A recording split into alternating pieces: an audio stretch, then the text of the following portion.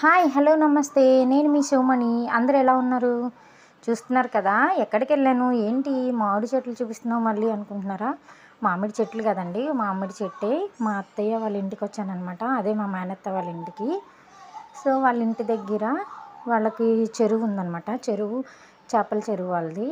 ఆ చేపల చెరువు దగ్గరే వాళ్ళు ఇల్లు కట్టుకొని ఉంటున్నారు.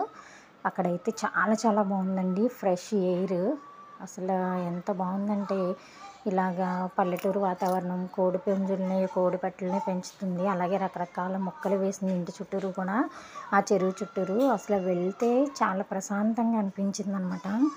ఎంత బాగుందో.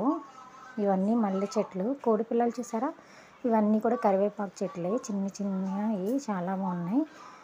అలాగే ఇది సన్నజాజి చెట్టు, ఇదేమో మొల్ల చెట్టు.